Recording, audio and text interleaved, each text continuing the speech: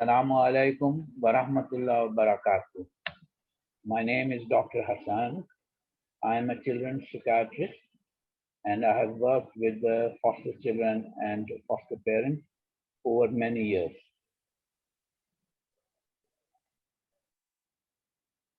I welcome on behalf of Muslim Council of Wales and Dar-Ul-Isra to discuss this very important subject.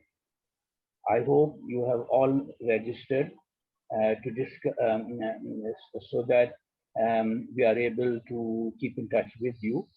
And there is going to be a Google form on which, if you are interested, you can put your email and telephone number and name, and inshallah, we will get in touch with you. There are many children who need foster parents. Tonight, we will hear about fostering from Ibrahim, who's a social worker, from Sister Angura, who's a foster parent and has been looking after foster children for a few years. And mashallah, may Allah subhanahu wa ta'ala accept it from her. And we will have Sheikh Yacoub speaking about the Islamic perspective. Following the presentations and the talks, inshallah, we will have a question and answer session in which you will have an opportunity to discuss any issues that you have got, any clarifications you need.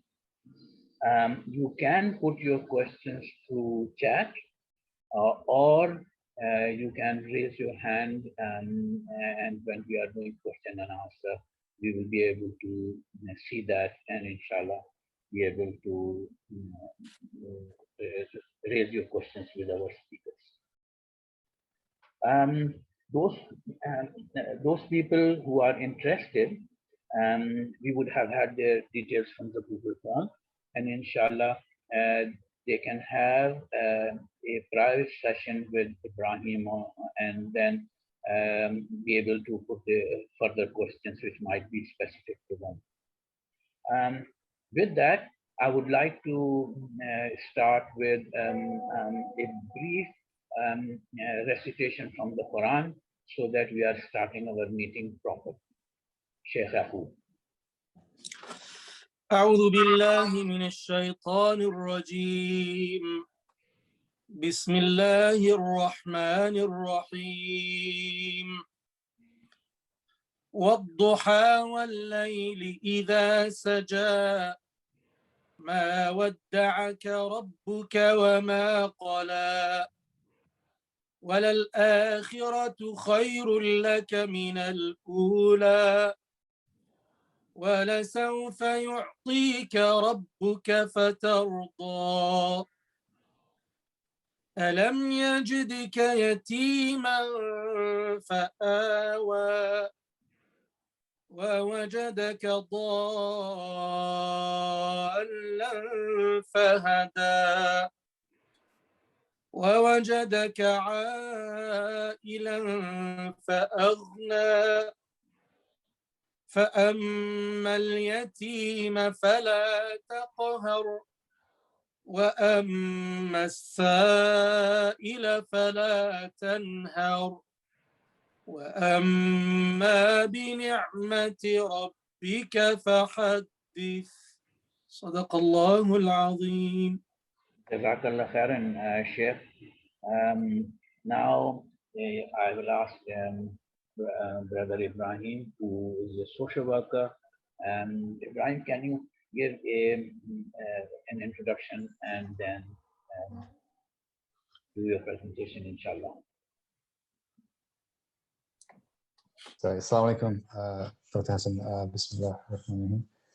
Apologies for that. Sorry, just as we started, I have been interrupted. So, inshallah, that'll be the last interruption of the evening. But yeah, just as Dr. Hasan saying, just to thank everyone for coming, really attending. It's great that so many people have making the effort to come and learn about this endeavor, really, about fostering. Inshallah, some people will hopefully take the next steps after tonight and maybe consider going into fostering.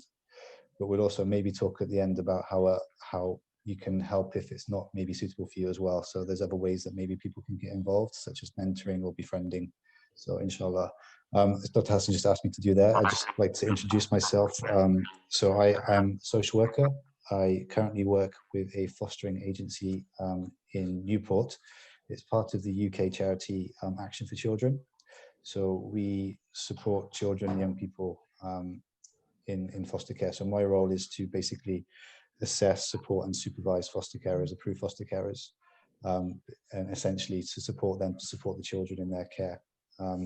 My other interest in this area is that when I was studying and to become a social worker, I actually undertake some research in this area to find out about the needs of Muslim children who are actually being looked after by non-Muslim foster carers. So it's been an active interest of mine for some time now, and it's finally, I think this is a much needed effort by MCW and Dar-Ul-Isra to try and recruit more people from the Muslim community to become foster carers. So the idea of my, I'm just going to share a brief PowerPoint presentation. Hopefully everyone can see this. So the idea is to just introduce fostering to everyone today. The aims will be, from my talk anyway, at least, is to discuss the needs of fostering in the community. Also talk about what fostering actually is, the different types of fostering, and then discuss who can foster, and also discuss what the assessment process is and what support is available to foster carers after they've become approved as foster parents. And as Dr. Hasan's already said, following my talk, Sister Angura will talk about her experiences of being a foster parent, and then Sheikh Yacoub will give his perspective, the Islamic perspective, about why fostering is such a needed thing within our community. So I'd like to just start off by talking about what the current situation is with fostering within the UK, so and within Wales as well. So what we're told at the moment is that there's a shortage at the moment of around 10,000 foster families within the UK. So that figure in itself is quite worrying. And then when we look within Wales itself, we can see that in about 2019, there was around 4,870 children who were living within foster families within Wales. However, there was only 3,700 foster families that could support those children, which therefore there's a massive shortfall of carers within our communities, not just within the Muslim community, but also Wales wide. The idea is that we would like the foster carers to reflect the actual demographics of society as well. So we know that from a study that was taking place in England in the last couple of years, that we could see that actually there are around about 5% of the children in care were Muslim children. However, the foster families that support those children don't reflect that really. The demographics of the fostering families are more families that are from the white Welsh backgrounds really. So whilst we know that Islam itself is a very diverse community, we do know that the majority of people that identify as Muslim come from the Black and Asian minority ethnic communities. So therefore, we can identify that actually when we're trying to match children with foster families, we're not able to match them according to their faith, first and foremost, but also their ethnicity and their culture. So there's a massive need for families from different backgrounds to come forward so we can we're better placed to match children to meet their needs faith-wise and culturally. Unfortunately, one of the issues we have is that when the child comes into the care system, social workers are not actually required to record their faith, and therefore these actual figures may be actually slightly less than the actual real picture that we're looking at. We also know that there's a lot of children that are coming into the country as unaccompanied asylum-seeking children and refugee children that are fleeing countries that are predominantly Muslim countries, and they are being looked after by non-Muslim families. So they're being placed in situations where very very unusual for them. They may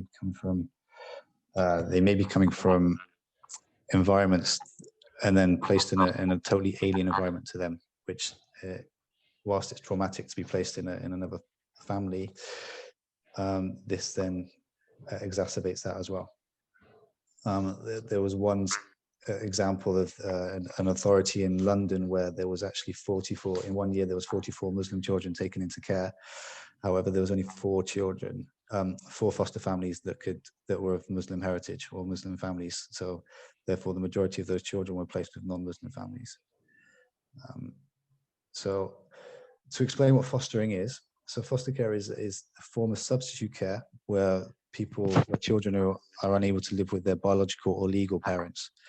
So there are other forms of substitute care which could include residential provision or adoption. So the reasons why a child may come in to live within the foster families could be for various reasons. This could include the majority of the children that come in is because they're neglected or abused, but it also could be because of a change of family circumstance. And as we know, unfortunately, whilst we're saying that the foster families don't reflect society, we also know that actually children or the children and the families that are coming to child protection or safeguarding concerns within the community, there are a lot more Muslim families or families from different backgrounds that are known, and therefore we have to kind of address this issue.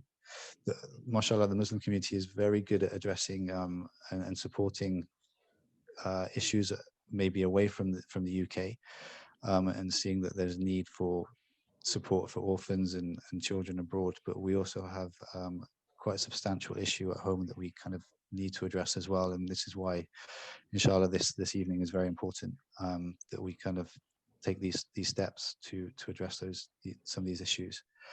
The reasons why,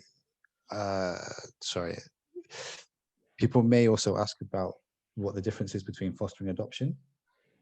And obviously, if people may know this already, but the adoption is actually a legal and permanent way of providing a family for children which cannot be parented by their birth parents. So essentially, the adopters will legally become the child's family, and they will hold all legal responsibility for that child. So what we call parental responsibility will be with the adopters. Fostering, on the other hand, is deemed to be a temporary arrangement, and the parental responsibility or the legal responsibility for that child is actually held with the local authority, or actually with the actual birth parents, depending on the arrangements. But this is something that we could go into a bit more detail in if people are interested.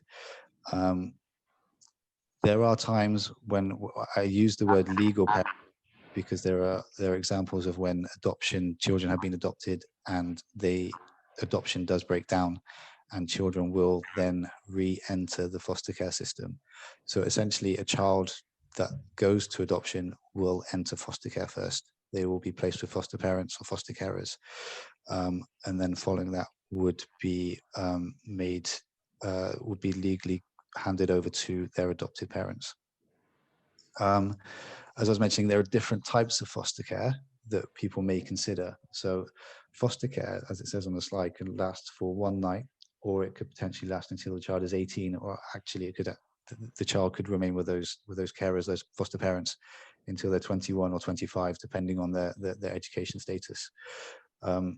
So we have, like the example on the slide there, is we have emergency foster care, which is when a child is maybe at severe risk, and therefore there is a decision made where the child is removed maybe late at night, and it will be placed, the child will be placed with a family for a period of time whilst an assessment is undertaken of the birth family, and then decision will be made. But sometimes those foster families, the child may move on to another foster family, or it could go back to the birth family. Respite foster care is where carers are kind of assessed and approved to look after children or support other foster families or even birth families to give them a break. So where maybe if we have an extended family, a grandparent or an uncle or an auntie may step in and help to look after the child, a respite foster carer basically steps in and acts as an extended family member. Short-term foster carer is someone who would look after a child for a short period of time while social services are able to assess the needs of the family, assess whether actually in the long term it is a viable option for a child to return to their birth family, or in actual fact they need to to stay in foster care long term, or if it's a very young child, whether that child actually needs to be placed be maybe adopted. Within foster care as well, there's also specialist foster care that we can talk about. So there's children that have actually got additional needs, maybe physical disabilities or learning disabilities, where foster carers would receive extra training. There's also issues where we have children that have been in trouble with the police, and we need to help them around probation, and therefore there's carers that would receive specialist training to allow them to look after these children as well.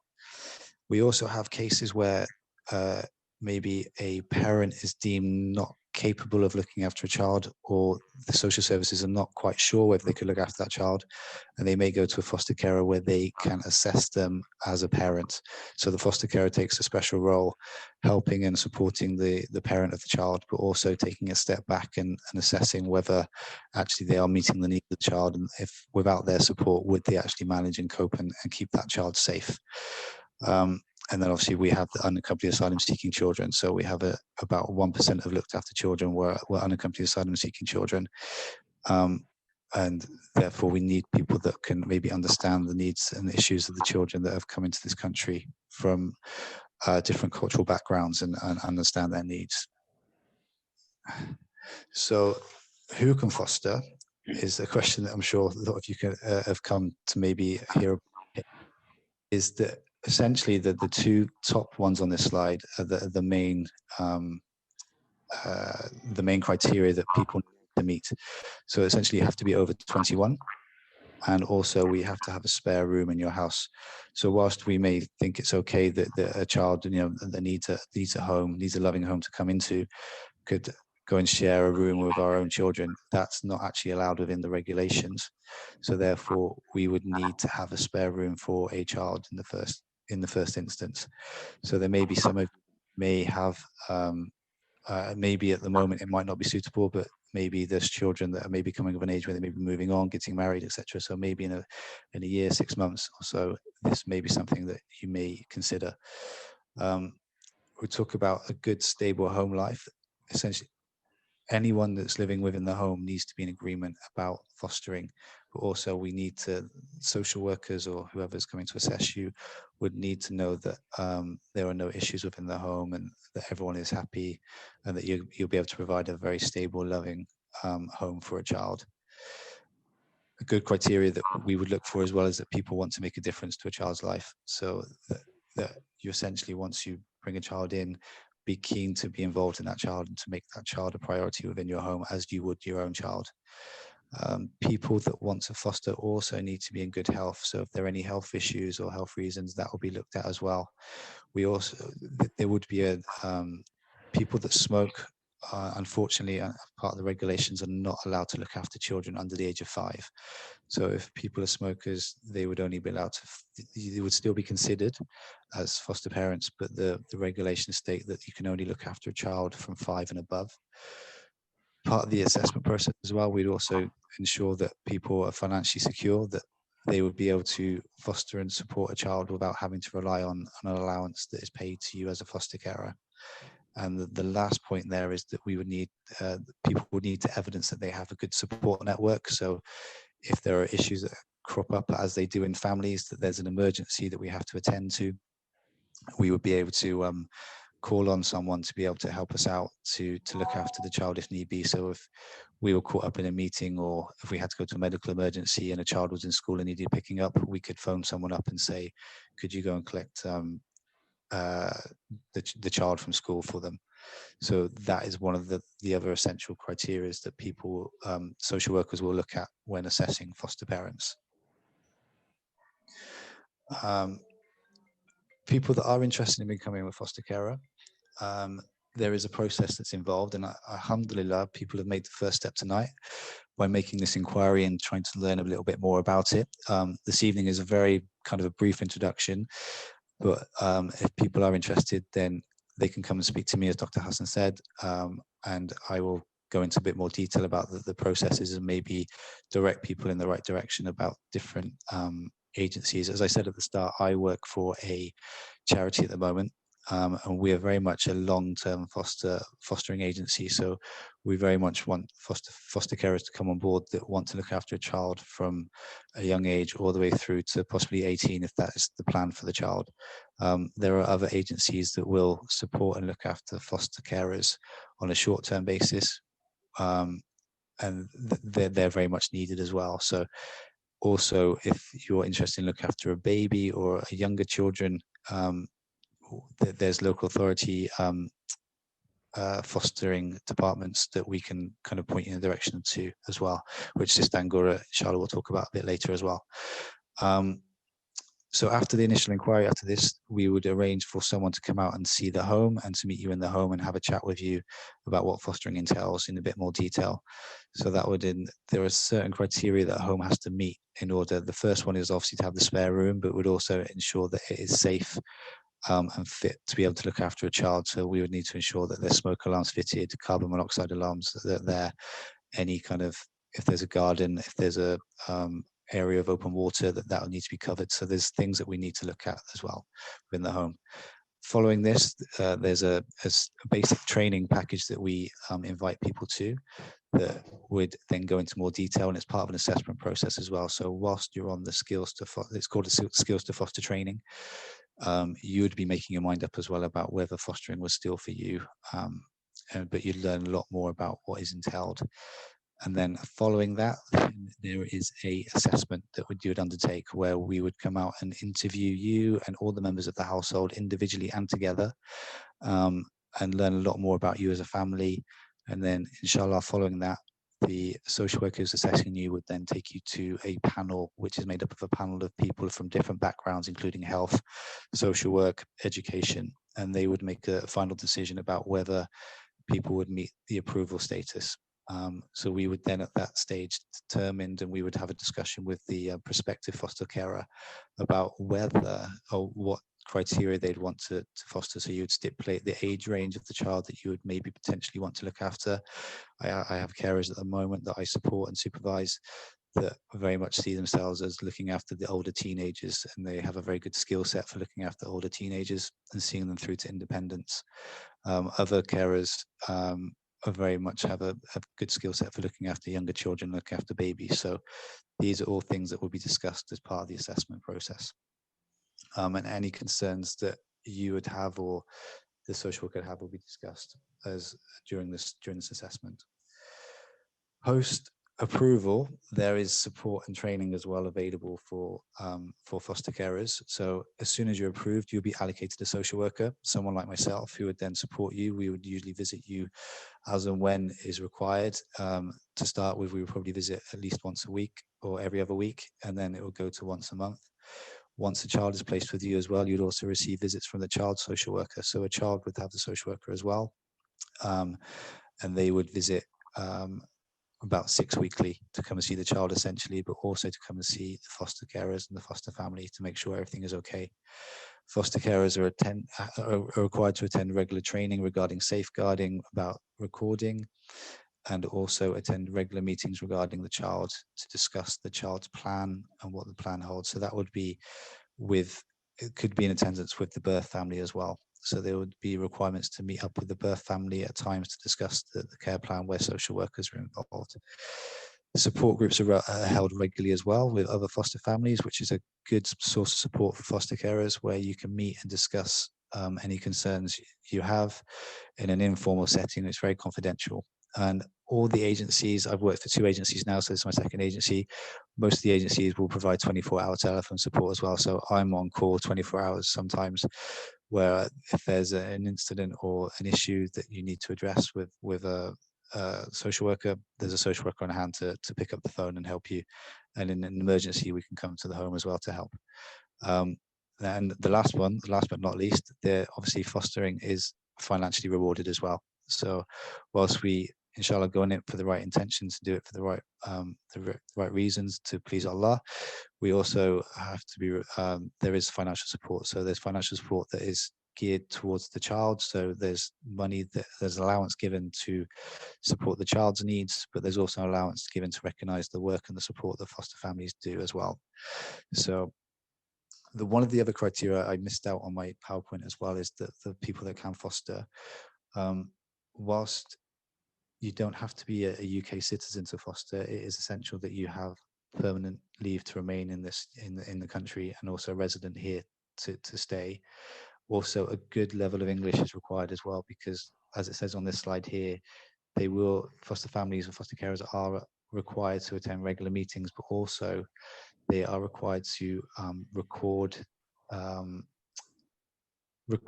daily logs about the child, diaries about the child, which can be used, which will be given to social workers, and it's a nice way of recording what's happened for the day for the child, and to give to the child's social worker as well, so they can see the positive outcomes for that child.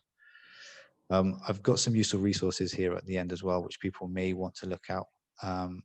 And if people are interested in fostering, they can, obviously, like I've said, they can come and talk to me or Sister Angura or Dr. Hasan, and we can point them in the right direction of the right agency to approach. And I can share this with people maybe towards the end as well. But that concludes my kind of part of the presentation. So Jazakallah khairan for listening. Apologies if I've missed anything. But if people have any questions, then feel free to ask at the end. Jazakallah khairan. Jazakallah khairan, Ibrahim.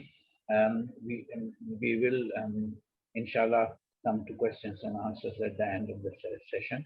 And that was an interesting but brief overview, of course, of fostering and what it entails.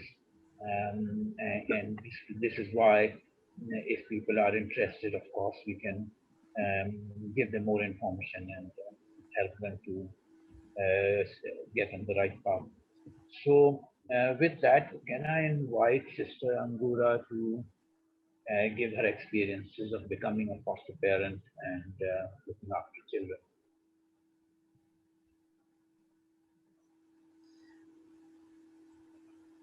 You have a question? Sister Angura? Your question would be afterward, brother. Okay. Yes, sister? Assalamu alaikum, everyone. Jazakallah khair for inviting me to share my experience. My name is Angura Islam, and I work for Newport City Council, and I've been fostering since 2016. I've so far done 9 placements, and I've done various age of children. When I started in age, I did respite for a 6 month, so I can identify what age group children fits in my family and my environment, in my house environment, and which I'm comfortable with. First, before that, I used to do a lot of few voluntary work and charity work around Newport area. And that's when I used to do a lot of translation for other people going into the Newport City Council, inviting me to translate for the parents whose children's been taken away and, been assessed for emergency. And that's when I identified the need of the foster carers and need of the Muslim foster carers in the community and where I can help. Also, for my decision to become a social worker, become a foster carer, was I needed a sort of income. I needed a sort of income that I could do from home, and I could get some blessing as well as, support my family. And at that point in 2016, I wasn't able to go out and work due to my family needs. So I needed something that I could do from home and, do both ways for the dunya and the akhirah. So, and this is during my voluntary work. This is why I came to my knowledge. So I started inquiring about it, and then I went into it. Alhamdulillah, so far it's been really blessing. I have to say, it's been really blessing, having to know this lot of what children go through, the difficulty that children go through, the family go through. It's not just the children we can help the parents as well. The parents where there is a misunderstanding and there is, misunderstanding happen and children's been taken away. So you can help both ways. I have been able to help both ways, even the children to get back home and, get that space and time, and that way they understand where the mistake was, and they can, they just need a bit of support. We can provide the support and get them back into their family, as well as children where they were very risky at home and we needed to be removed. So we can help both ways. It's not just the parents as well. There are a lot of needs of Muslim. It's only few of us in the community. When I went to my training, there was only we were 8 of us on training at the same time, but it's only a few of them went through. I think a lot of people are scared, but I have to say, it's nothing to be scared of. It's once you're in it, you just feel so blessed. You don't feel scared. I don't feel scared at all. I feel so blessed when I have a child in my house. That they needed, they're missing out. Yeah, so I just have to say, please come forward if you need any help. We are here to help. I can assist you. I can guide you if in any ways you need to help. Any area you need to support. And any questions, you can come forward and we can help you. Jazakallah khairan, Sister Angura. And you have a baby looking after a baby at the moment, are you? I have a baby at the moment. When I did my respite, I did it for 6 months, and I did a baby first, and then I did a 7 and 8-year-old boys, and then I did a teenager as well. And when I did all these, I found baby fits into my family perfectly, where my children are very comfortable. My husband is very comfortable. My family around, the support, the network that I have, everybody's very comfortable with that. With the baby, having a baby in a place that I can leave them, or I can ask for support easily. When I had a teenager, I also had one emergency. I needed to leave that child. It was quite difficult for the family. So you can't choose where, what area, what type of children. And social services is pretty good. They're really good. They've been very supportive throughout the whole process with me. I had no problem with them. My social workers are very supportive as well. So they identify as well what sort of child will suit in your family, which you can give better care. And they like that as well.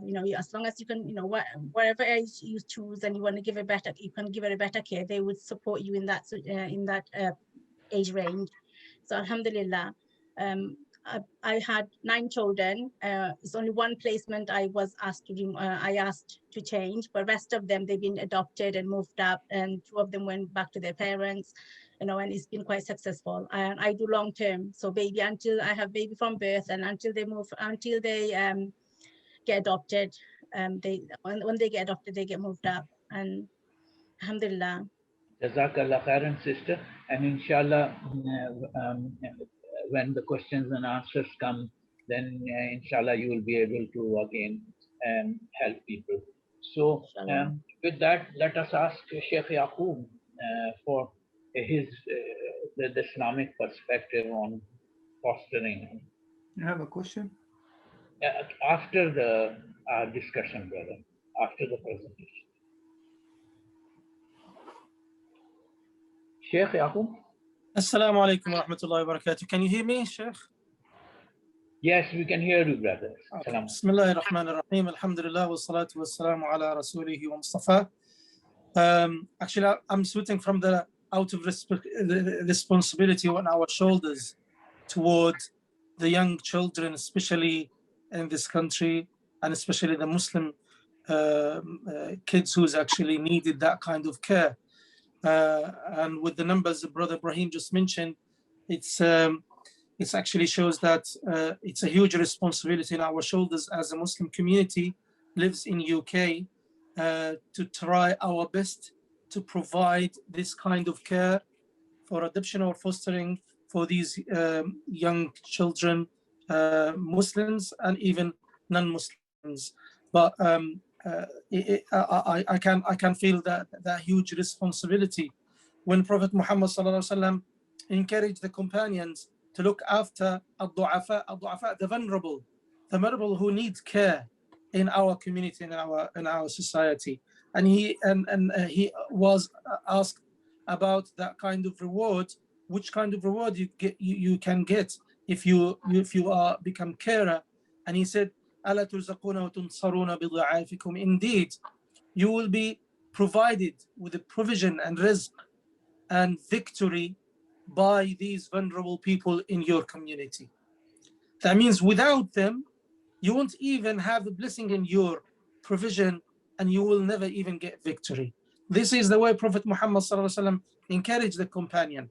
However, if you look at the life of Prophet Muhammad ﷺ and the companions, most of them, they were carer for orphans and for adopted even children. Prophet Muhammad sallallahu alaihi wasallam, he practiced this sunnah even before he became a prophet, and he maintained that kind of care, and he looked after Zayd ibn Thabit, and then even he looked after his cousin Ali radiallahu anhu, and he actually looked after them and raised them in the best way. Obviously, everybody knows the story of Zayd when Prophet Muhammad sallallahu alaihi wasallam provided the care for him, and he said during the Kaaba, I will take the pledge to look after him and provide him with everything needed, and he is my son. So he was called Zayd ibn Muhammad. Then when Allah Azza wa Jal brought the ayahs to stop that kind of adoption and just take the name of the parents of the child and put your name as a carer, and instead this basically obligated and cancelled. But Prophet Muhammad sallallahu alaihi wasallam, he never even left caring for Zayd and other children like Ali radiallahu anhu. Aisha radiallahu anha, she was the mothers of the orphans in her life after the death of Prophet Muhammad sallallahu alaihi wasallam. Many companions who actually practiced being a foster and carer and even a adopter as well for the young Muslims. Fatima radiallahu anha, the daughter of Prophet Muhammad sallallahu alaihi wasallam, when she was a bit tired and she needed somebody to help her, so she asked Ali radiallahu anhu, and Ali radiallahu anhu suggested to her, why you don't go and ask your father Prophet Muhammad sallallahu alaihi wasallam to find from the war prisoners to just help you for a certain time. When she went to ask Prophet Muhammad sallallahu alaihi wasallam, he said sallallahu alaihi wasallam, we gave them all to help the orphans in the Muslim community. So it was most priority for Prophet Muhammad sallallahu alaihi wasallam to provide the care for the people who are in need, especially these young people who lost their fathers and mothers, or one of them. Now, if you listen to the hadith which talk about the great reward, it's many hadith. It's absolutely amazing reward. And I would just mention a few hadith just to, inshallah, to encourage you to think about it seriously and to take that kind of responsibility. Prophet Muhammad sallallahu alaihi wasallam said, the person who's actually look after the widows and the miskin, the vulnerable, that kind of children who need care and help, he will be considered as a person who's strive for sake of Allah, or a person praying the whole night, or a person who actually worshiping Allah the whole days. So this is the status of the person who look after these young vulnerable people. And then in the other hadith, the Prophet Muhammad sallallahu alaihi wasallam said, a man came to Prophet Muhammad sallallahu alaihi wasallam and asked him, I felt my heart is just hardened. Can you guide me, Messenger of Allah, for something to soften my heart? And he said, wipe over the heads of the orphans. And then in other occasion, Prophet Muhammad sallallahu alaihi wasallam said, do you like to soften your heart and to get what you need in your life? He said, Irham al-yatim, have a mercy upon the yatim, the orphan, and over just his head. That's fine. And at'imhu min ta'amik, and feed him from your food. So that means you to provide the care for him as you provide the care for your children. Then you will get this reward. In the other hadith is very famous. Ana wa kafilul yatimi kahataini fil jannah. Me and the person who care for the orphans' children, they are with me in paradise like these two fingers. That means they are attached. They are the neighbors of Prophet Muhammad sallallahu alaihi wasallam. Can you imagine with this kind of work, in the day of judgment, you will be in the same level in paradise with Prophet Muhammad sallallahu alaihi wasallam. Not just in the same level. You are the immediate neighbor for Prophet Muhammad sallallahu alaihi wasallam. Can you imagine that kind of reward? In the other hadith, Prophet Muhammad sallallahu alaihi wasallam said, whoever look after two daughters or two jariyatan or two girls, that's the hadith, wajabat lahu al-jannah, paradise will be guaranteed for him. And then in the other hadith was mentioned as well with the fada'il, there is kind of weakness in it, and Prophet Muhammad sallallahu alaihi wasallam said, I am the first one who will open the gate of paradise. and I start walking, and I found a woman chasing and basically going even faster than me to enter paradise. So Prophet Muhammad SAW asked her, who are you? And she said, I am the woman who look after the orphan children. Can you imagine that kind of word? She will be walking side by side with Prophet Muhammad SAW to enter paradise, from the first people who will enter paradise. So this is, if you just hadiths is talk about the great reward you will get, inshallah, in the hereafter if you are a carer. And as Muslims, we come to care for others. Prophet Muhammad SAW, he's the best example for us. He was the carer for the whole mankind. He was the carer for Muslims. He was the carer for the poor and needy people and the orphans and the young children. Prophet Muhammad SAW had a very so heart-touching story with a young boy. His name Bashir ibn Aqraba. He was 10 years old, and his father died in the Battle of Uhud. And this young boy, he was attached to his father, and he was crying after the death of his father, and he remember when his father took him to Prophet Muhammad SAW, and he declared the Shahada and he took the pledge. He remember that with his dad, and every time he just remember his dad, he cries.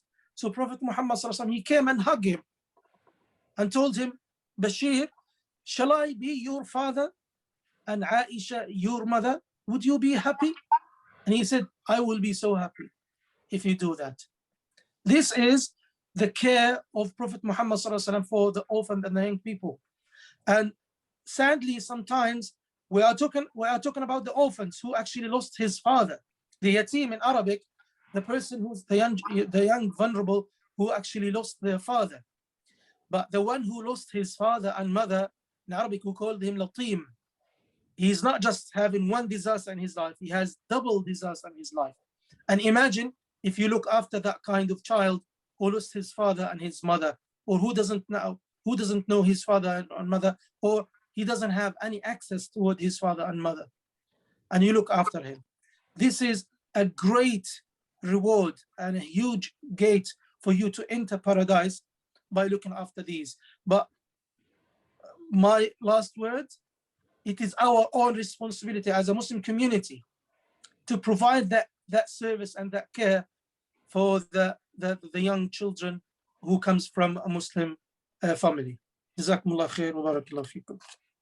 Jazakallah khairan, Sheikh. I think you have illustrated very well that we want to so much please Allah subhanahu wa ta'ala, and Rasulullah sallallahu alaihi wasallam has described to us how important it is to look after children who are yatim or who need to be looked after.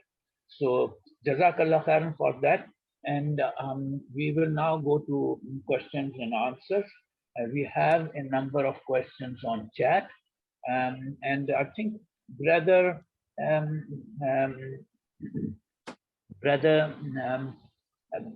Benamir wants to ask a question. Can you make your question brief? Not a comment, we need questions, okay? Jazakallah khair. Yes, brother?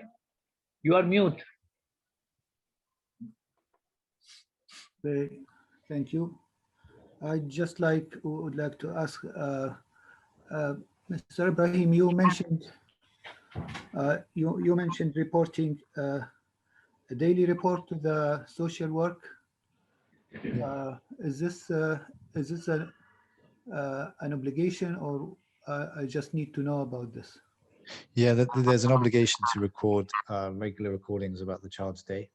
So once the child has been there for a longer period of time, they may not need daily recordings, but they would still need a recording of the child's maybe the week, if the child has been there for a number of years. But when a child is first placed, they would need daily recordings, because the issue may still be with the courts.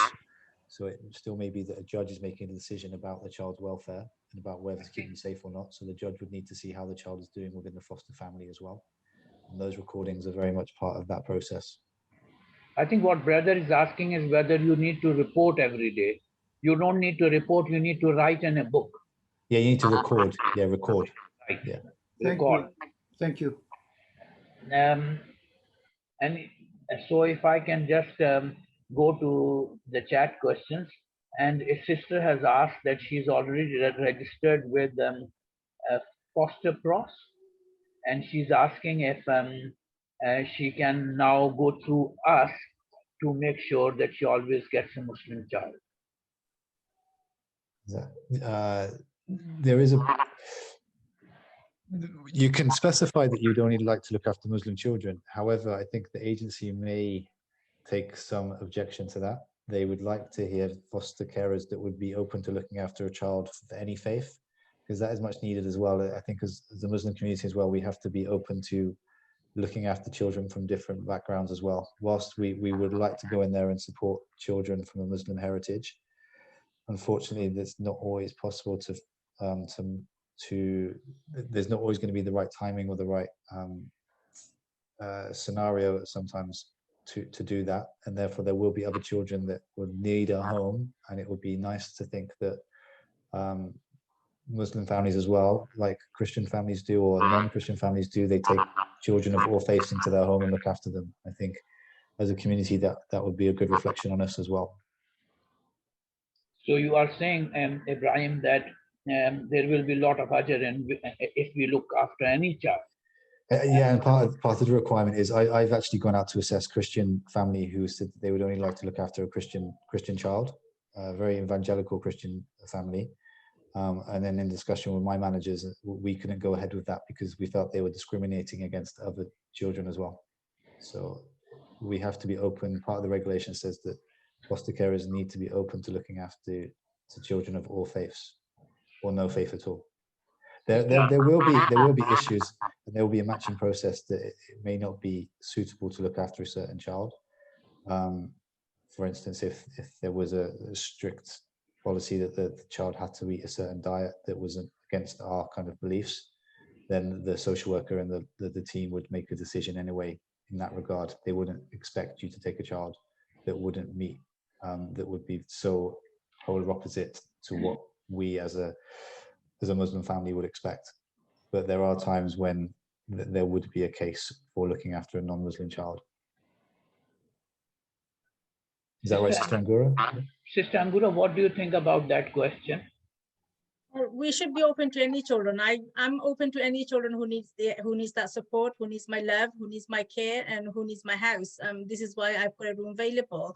I've done a Chinese child, I've done a white children, I've done a Muslim children. You know, I've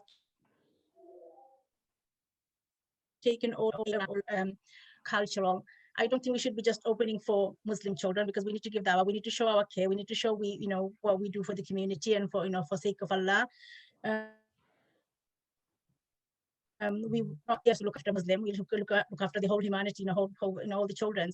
So, but I do know there is a Muslim family who does just Muslim children, because they're open to any children, but they prefer to do Muslim children because they can provide better care with the routines that they have, and the cooking and their environment in the house. And they do get a lot of Muslim children. They only get Muslim children, and they just wait around. Social services doesn't have a problem, and they've been doing it for a while. So you do have an option, but you can't just say, I'm only going to look after that. You say, I am open to everybody, but I would like to look after a Muslim child, give that opportunity, because I can give a better care. Alhamdulillah, I think that's the best way of saying it. If people specify that they are open to looking after all children, but then would prefer to look after Muslim children, is the best way to word it. That's a good way of saying it, isn't it? Yeah. And yes. And that, to be frank, in my experience, social services, Ibrahim, have always been try very hard to put a child in the right kind of family background. Essentially, Dr. Hasan, what we're looking for is the right match. So therefore, the right match for the child and for the foster family. So there will be periods when I'm trying to identify children for a foster family that I support now. And it's been very difficult because of different requirements that they have specified, not to do with faith, but to do with other things. So whilst faith is one of those aspects, and it's a very important aspect as we see it, therefore it should be taken into consideration by the agency as well. So if you're like saying you prefer to look after a Muslim child because it fits into the family lifestyle and the rhythm of the family and how you work as a family, and that you would feel better. And for me, it would be better for a Muslim child to go to a Muslim family. So as a social worker, that's what I would be looking at. Right. So there is another interesting question. Someone is asking, what if they become very attached to the child, or the child becomes very attached to the foster parents and they have to move? Sister Angura, This is really difficult. You do get attached. I did get attached to all the children that I moved up. You do get really, when the first child when moved up, I looked after for 15 months, coming up to 6 years, came up to 16 months. I almost went into depression. It is quite difficult, but I have a lot of family support, my friends, my sisters, my mom, dad, and I would advise, the social services did advise me to take one straight away on board, so you're busy, so not sitting home. That's the most thing, you get attached to anything and everything and any person living with you for that long. So it's a good thing that you have an attachment. That means you did look after that child really well. You give him the love and care. If you don't have an attachment, then there's something to be concerned about, I think. But it's very easy. But this is why family support is very important. Also, social service has been really supportive during that time. They also came and visited me. They called me every day to see if I'm okay, and they've been advising me, please do take another child on board. These children are waiting. You've been a great foster carer. I think you're going to be doing a great job, and they've been very, very supportive throughout that time. I wouldn't say you don't get attached. You do get really attached. But my second two children that went, I still have a contact with them. They send me pictures every week, and everything they do, they first sing, they first talk. They went. One of them was 2 years old, and one of them was 1 year old. So when they first step, they see me. So I get to see them.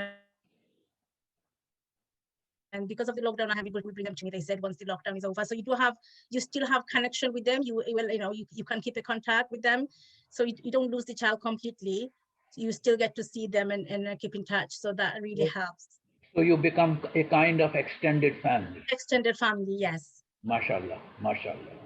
So if I can then ask them, someone is saying that, Ibrahim, that when you apply to become foster parents, do they have to be perfect family and perfect parents themselves?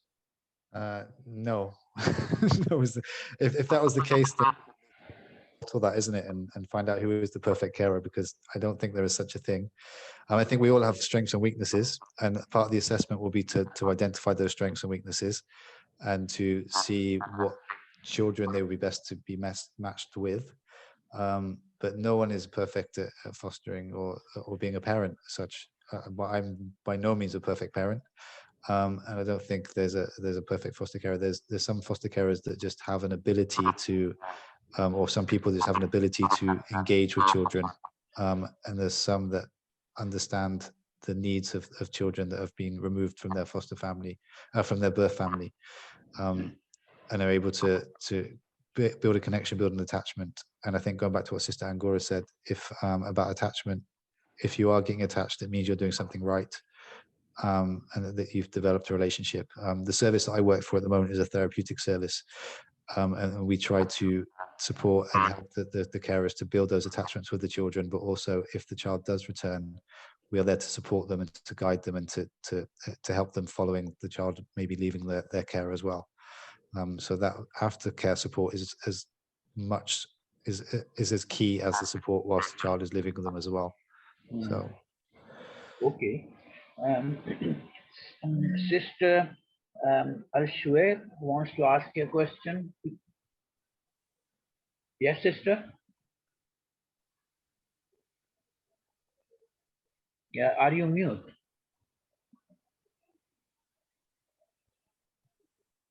Well, while Sister Ashwar gets ready, Shagufta Arif?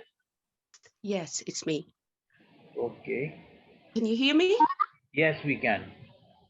Yeah, I have a question. I want to know, being approved a doctor, can I do respite foster care? Yes, is the answer. I've recently just been part of a meeting this week where we approved a teacher, a profession, so she's working full time and is doing respite care for us. It's just been approved. So someone who's as a profession, we would obviously work around your profession, and you would tell us when you'd be available to support a child. So I have actually tried to contact 4 different agencies. They are very happy to take me on the board as a foster carer, but soon I tell them I am approved adopter waiting for the right match. It's been 2.5 years. I already been advised to start looking for long-term foster care maybe because there is not a suitable match been found in past 2.5 years. But soon I tell them I'm approved adopter. They say, until you are on the adopter register, we will not take you on the foster care board. That's kind of to hurt the feeling, you want to do something, but you cannot do it. I'm doing supported lodging from past 6 years. I've got 2 teenagers at home. It's just I want to do more work in a foster care. Supported lodging is different than foster care. So I wanted to go into foster care, but it's just I've been blocked wishing to adopt the child, in other words, I could say. was that with, sorry, sister, I think I misheard you the first time. I thought you said doctor. I misheard the adopter sorry. part. No, that was No, I think it was the connection dropped out. Sorry. Sorry, that was my fault. I think I'll have to check on that because I know that people do foster then to become adopters. They foster to adopt. So there is that as well. But I'll have to double check. I think I can understand, Ibrahim, that because let us say that you have got a foster child, and suddenly an adoptive child becomes available. Then I think social services will be concerned that your foster placement will be at risk then. But I think this was asking, could she be a respite carer? I already searched on it. I discussed with my manager from adoption team. They allowed me happily to go on to respite care. I know foster care I cannot go on to because, like you just said, if there is a child available, then it will difficult for the foster child to leave if they got that certain attachment. And I'm only asking for respite care, which I know very short. It may be 2 weeks, 4 weeks, or a couple of nights, it's all vary, I know, because I'm doing with the teenagers supported lodgings. So, but I want to step into foster care more, where I can have child more closely, like a family, instead of, at the moment, I've got only teenagers. Young people. Ibrahim, how can we take this forward? I think if the sister leaves the details at the end, I can maybe make some inquiries and I can contact you. That's fine. Okay. So, Sister Dalal wants to ask a question of Sheikh Yacoub.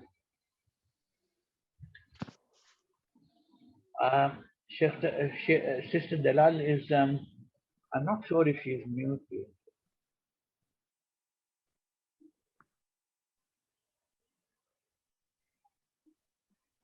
There is a question, Ibrahim, asking what is respite care?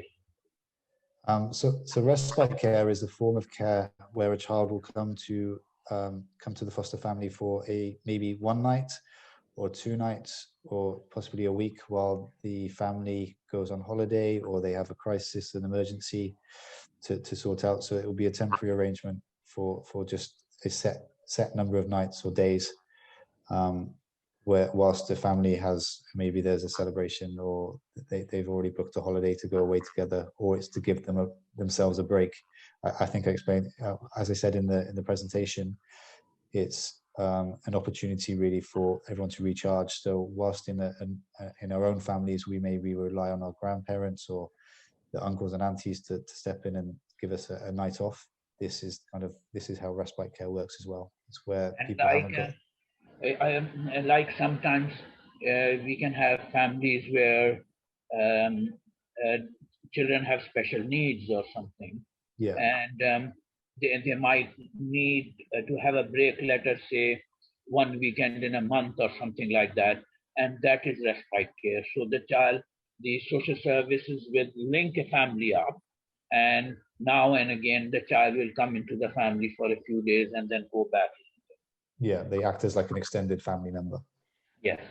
And I think one of the things that I think Sister Angura was referring to was that the relationship is not with just the child.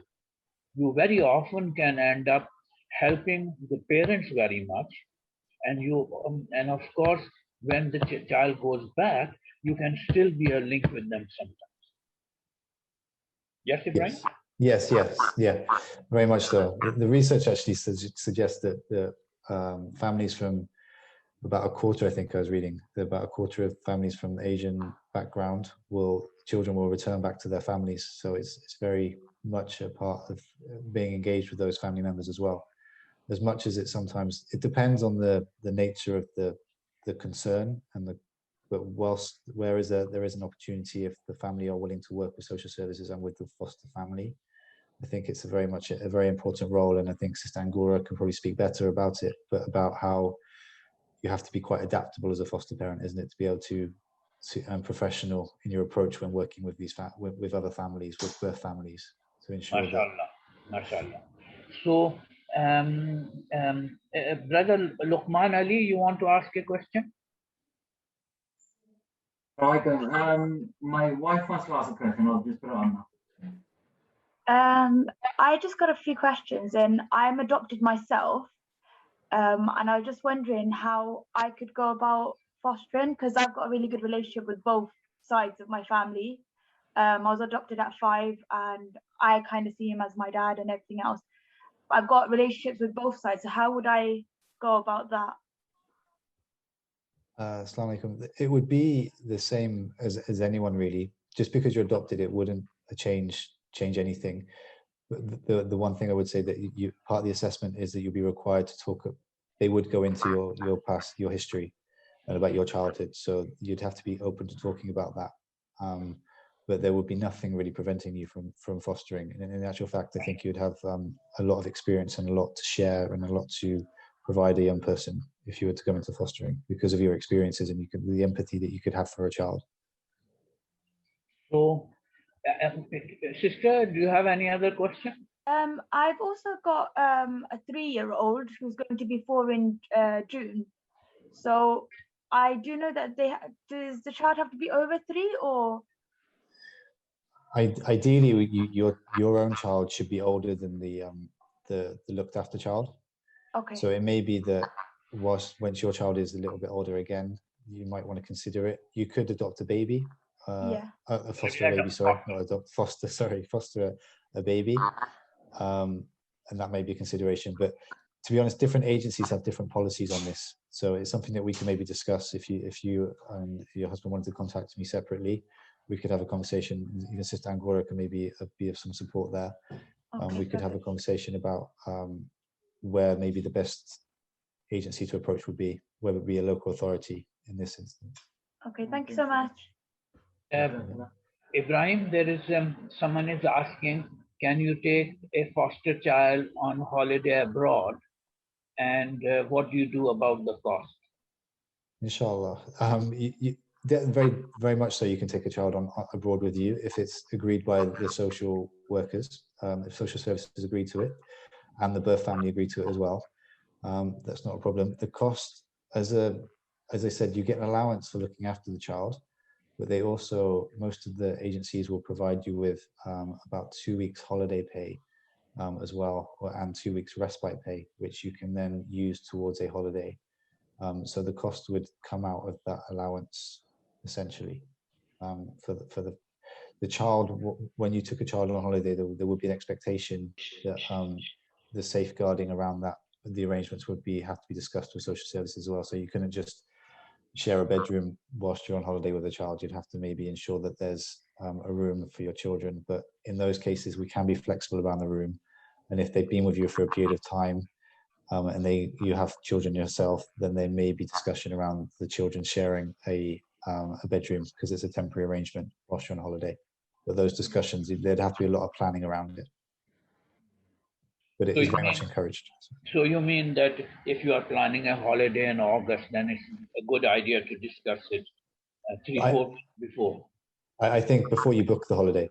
Yes. Because we've had cases in the past where foster families have booked holidays and wanted to take the children, but then the family or someone has said no. So permissions need to be in place before. And this is one that is very much encouraged that the child is taken on holiday with the foster family, because we always encourage the foster family to treat them as their own child. However, there's these barriers that we have to overcome, but they are achievable as long as it's kind of everyone's up front in the first instance. So if people are used to kind of booking last minute holidays, that can be a bit of a problem, because it's not, you need to be able to communicate with the social workers first. Okay. Now, one of the questions that we have got is that if someone is approved as an adopter, do they have to have the full training for foster care? Yes. If someone's approved as a adopter, yeah, I would suggest they probably do. Just to go over it. Even now, what happens sometimes as well, foster carers will maybe go to one agency, like Sister Angura works for Newport County Council. They may become disenfranchised or want to move to a different agency. Depending on the length of time, I'm going for an assessment at the moment where there's a lady, a prospective carer coming across to my agency that's been approved for a number of years, but we feel that maybe a refresher course is good anyway. So we're just doing that again. And because in such a period of time since the initial assessment was done, I'm having to redo another assessment to cover the intervening years of when she's been approved as a foster carer, to cover what's happened in her life. So okay, Jazakallah khairan for that. There is a question, Sheikh Yacoub, for Sheikh Yacoub. Sheikh is still with us? Yes. Sheikh, someone is asking, what about having a foster child who's an adolescent of the opposite gender? Sorry, who's the what? Who's 13, 14. You mean if you was a boy, like young boy? Yes.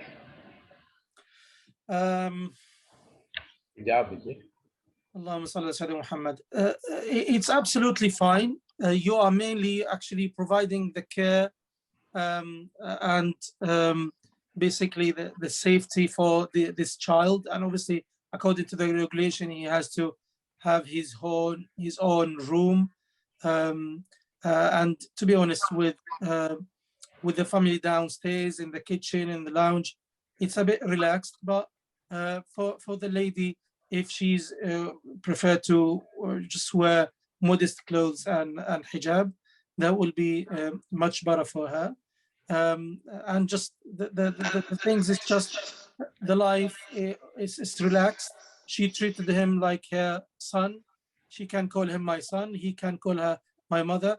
But it's not actually meant that she is basically his actual mother and he's not his actual her son. But that's that kind of nice relationship should be built between and basically that kind of respect as she like his mother and he is like her son. But in matter of privacy, if they are sitting together with the other member of family, they just relax. But would prefer for the lady to wear just a normal modest clothes with her hijab. That will be much better. So modest clothing, Sheikh, is anyway a requirement for men and women in Islam, isn't it? So of course, in general, everybody. Yeah. Sorry, I would add to that as well. Part of the idea of fostering as well for any family is that you have to be modestly dressed, whatever. So part is called safe caring within fostering. It's a term that we use. So we have to safe care ourselves. So I have families that I assess and approve, and we have to have discussions around actually when they have a foster child with them, they have to maintain modesty at all times. So wearing dressing gowns around the house, etc., pajamas, full-length pajamas, so to safe care themselves more than anything. And would Sister Angura agree with that? Sister, do you want to comment on it? Yes, definitely. I mean, you know, I never had any, we had a few boys in the house, but obviously we always dress modestly. Even my daughters are dressed modestly.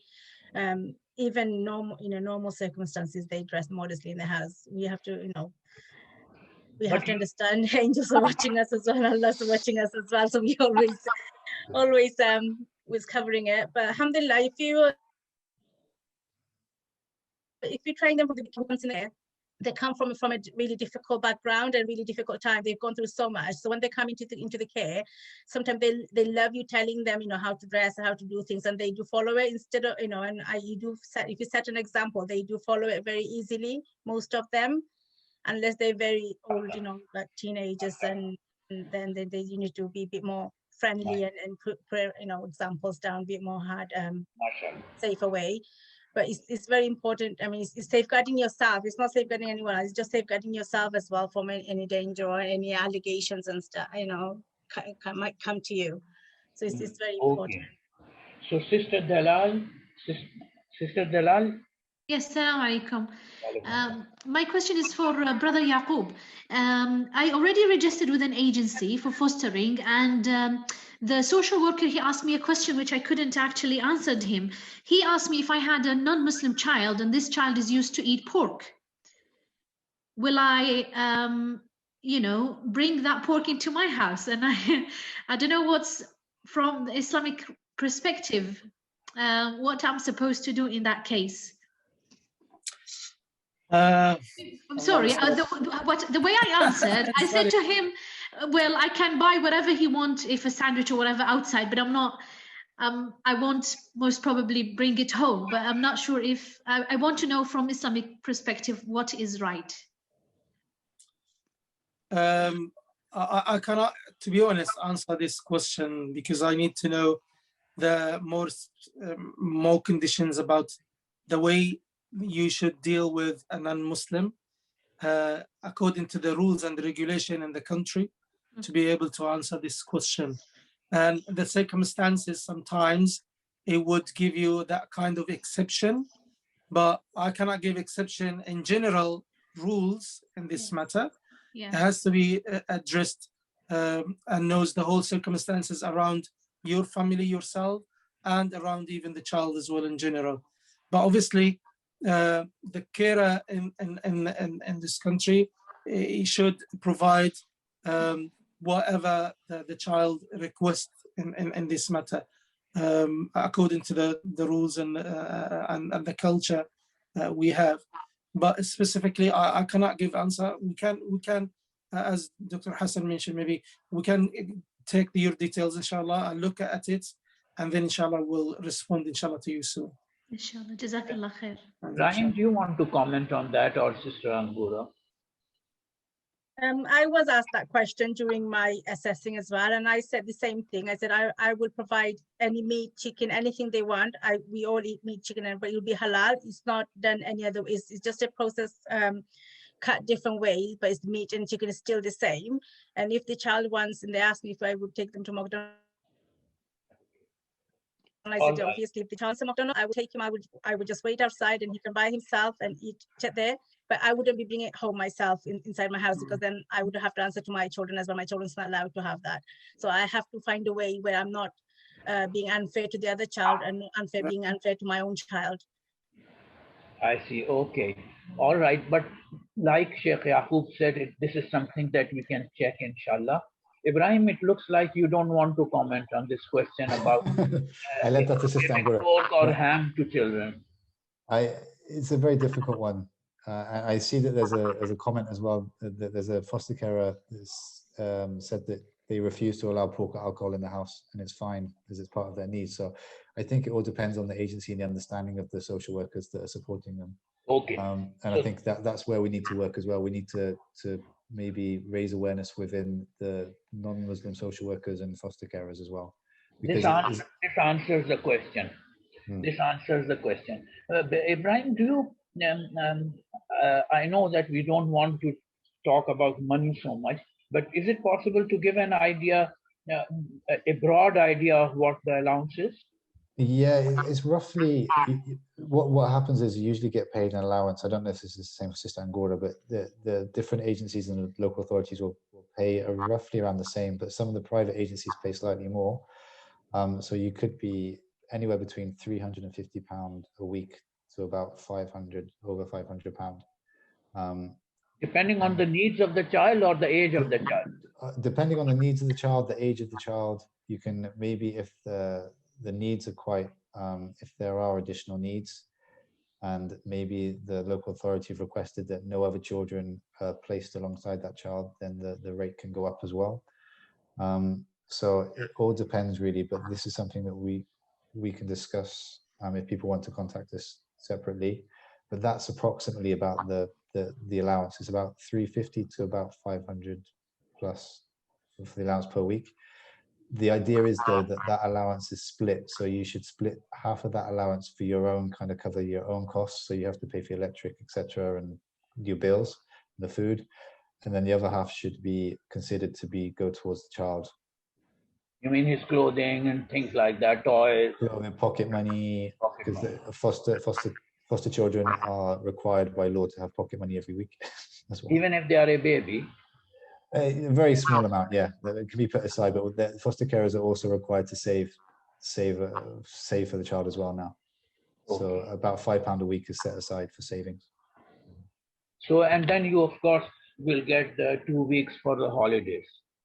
2 weeks holiday pay and 2 weeks respite pay as well. If you don't use it, that is, if the respite is not used. Okay, and if you are, for example, at the beginning of the school year, do you get any allowance for the uniform and things like that? Yeah, you should do, yeah. And you'll get allowances for religious holidays, so presents for those times as well. So for Christmas, or if the child is Christian, or if it's for Eid, and for birthday, yes. Is that right, Sister Angura? Is that what you received? I don't get anything like that. Okay, you need to speak to your social worker today. I know, I do. Okay, all right. So let us... Just happy with my blessing. Alhamdulillah.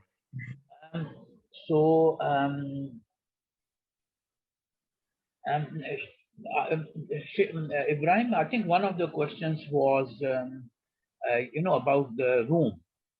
So if someone is expecting that their own children are growing older, going to university and things like that, so could they apply to become foster parents, train, and then when the room becomes vacant, they become foster carers? Technically they could, but I think the agency would prefer it if they knew the room was empty, because obviously things could happen in the meantime. So maybe the child doesn't go to university or something happens to prevent that. For instance, like this year, isn't it? There's been the COVID situation, which has prevented a lot of young people going away to university. So I think most of the agencies would probably take the view that they would wait until that change of circumstances happen before they put someone forward. Even the training? I think so, because it's a cost to the agency. I see. Okay. All right.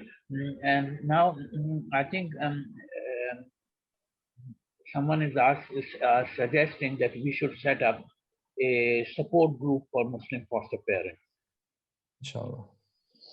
Is that a good idea, sister? I think it's definitely a good idea. I mean, a lot of people are not unsure of things, and they don't know how to go about it. So we can guide them to it as we've gone through. So especially Brother Ibrahim, he's in socials. Social worker. And also the social worker giving us more information. And in my previous life, I used to work with foster parents to support them. And we had foster parent groups. And we met regularly and talked about different aspects, for example, behavior or some other issue about how you meet their religious needs or how do you meet their emotional needs and things like that. MashaAllah, I have been very impressed by foster parents. So many of them did an absolutely brilliant job. Alhamdulillah. And from the reward that Sheikh Yacoub was talking about, I'm not surprised. I think it gives you a ticket to Jannah, Sheikh. Yes? Yes, indeed. Inshallah, it will be a way for you to enter paradise, to be the neighbor of Prophet Muhammad sallallahu alaihi wasallam. Paradise will be guaranteed for you. It will be hijab, protection from the hellfire for you when you look after these vulnerable young children. So it's just absolutely amazing. Even the scholars, they mentioned, you know, your own worship is actually promoting and even encourage you to do more. You will get a place in paradise. You will get this. But when you talk about caring for the orphans people and the people who the vulnerable who need actually help, the guaranteed that paradise will be the place. Your house will be the neighbor by Prophet Muhammad guaranteed for you. So can you imagine the greater word of this kind of work? Can I? There is another question whether people on child benefit, will they get child benefit, and will benefits be affected if they take on a foster child? It's a complex issue, to be honest, the benefit situation. Foster carers can claim benefits, and I think I saw one question about being a single parent, a single person. Single people do foster as well. With regards to child benefit, if you have children of your own, it wouldn't affect your claim for child benefit, but you wouldn't receive child benefit for the child that you're looking after because the allowance covers that money. Okay. So can I?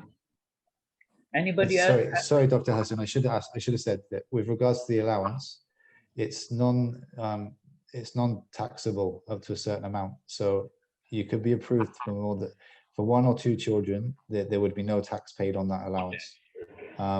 After that, though, it gets a bit complicated because people are approved for 3 children, and because of the rate that people are paid, it goes over the taxable allowance. So that there would be a need to kind of seek further advice, which we can maybe provide, maybe for a support network or something like that. Anyone on the panel wanting to ask questions, or Sheikh Sameh or Imad wanting to ask questions? Sheikh Yacoub, Sister Angura, Ibrahim. Dr. Hasan, can we remind people to register to fill the form? Yes, I will. So, if there are no more questions, then we will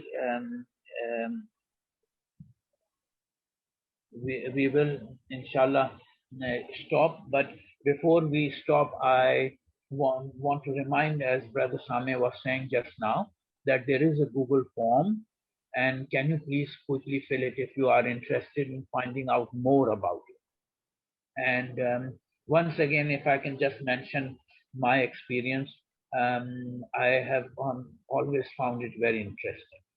And as I said before, I was very impressed with foster parents. They did such a good job looking after the children. And the other thing was that you can actually help the parents as well. And that might mean the children going back more easily to their own family. It might not work always, but the other thing was that Ibrahim was telling us that we do need to be professional about it.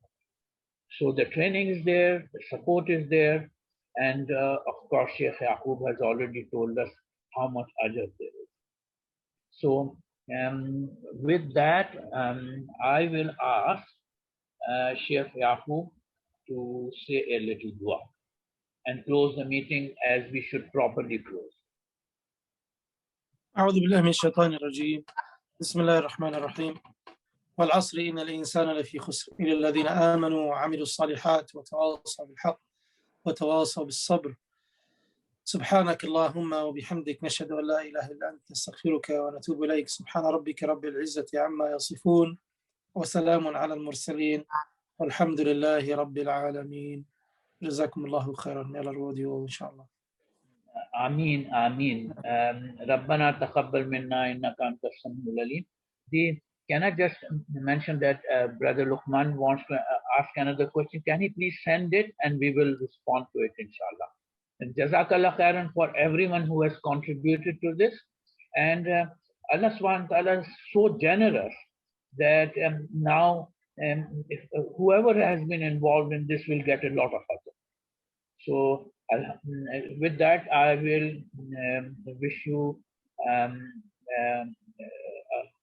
Assalamu alaikum wa rahmatullahi wa barakatuh, and reassure you that we will take your suggestions forward. Inshallah, set up a support group and also inshallah advance this work further, so there will be more sessions inshallah in the future. Jazakallah khairan. Assalamu alaikum. Assalamu alaikum wa rahmatullah. Wa rahmatullah. Assalamu alaikum.